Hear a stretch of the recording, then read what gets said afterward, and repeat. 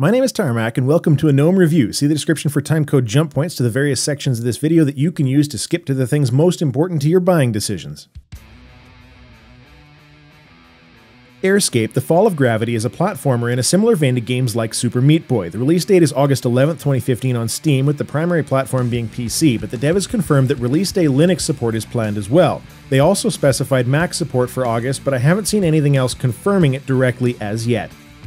While the game doesn't have the same degree of cartoonish gore as Super Meat Boy, a number of the game mechanics will feel somewhat familiar. The unique element that it brings to the table is game area rotation with a heavy focus on gravity to solve the various levels.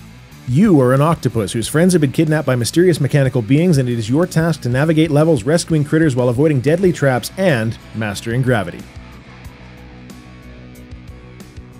Airscape feels really good to play from a control perspective. The character movements are very responsive whether you're using the controller or a keyboard. By and large, the control options are fairly simplistic, which also adds to the overall aesthetic.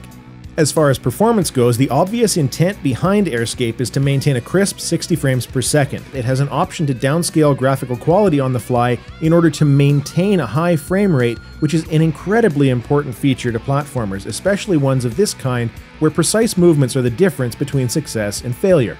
Normally, rotational motion is a huge problem in games because of people prone to motion sickness. The devs included a very simple option that lets you choose precisely how fast or how slow the screen rotates, as well as controlling screen shake, which handles the motion sickness problem handily. Turning the rotation down too slow can impact how well you can play the game, as it's obviously intended to be played unadjusted, but that is a relatively minor gripe. Airscape can be very hard, perhaps unless you're a platforming master. You will run into sections and levels that cause frustration, but the beauty of the difficulty curve is that it's manageable. A level is difficult for a while until you master the movements to make it through, and the devs did a very good job of changing up the variety so that no two levels seem to have quite the same failure point. I found that I never ran into a brick wall like that, 2 levels in a row, which is clever, forward-thinking design. When choosing to go with a stylized aesthetic, as Cross Product did, you can get away with some things graphically speaking that would otherwise be a problem. It's not an amazing looking game by any stretch. The color palette is very bright, the character is very cute. I did feel that some more personality could have been added to your metallic opponents though. The world is very style heavy, but a number of the obstacle types are lackluster by comparison to the world and the player characters. There is a fair amount of attention to detail though in minor animation on the level, everything from background animations and skyboxes down to trees and bushes swaying when you move past them.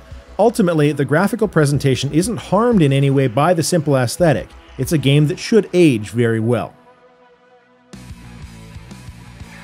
I have very few concerns on the quality assurance side of the coin. Airscape is a very simplistic game in its overall design, which leads to fewer bugs, and Cross Product did a very good job delivering a solid game that I didn't experience any major issues or crashes with. The only bug-related problems that I encountered in my playthrough were related to music overlaps, where the music would occasionally not terminate when exiting a level, causing multiple tracks to be played over top of one another simultaneously. This is a frustrating problem that does require reloading the game to fix, but it also wasn't something that happened all the time, so in the grand scheme of things, it's relatively minor. Airscape: The Fall of Gravity by Cross Product is a clever platformer with game mechanics that are fairly uncommon. I can't say they're entirely brand new ideas, but put together in a cohesive, if ridiculous and cute package that is satisfying from start to finish. You will die, you will get stuck, you might even walk away pissed off only to return an hour later and smash that tricky level to dust.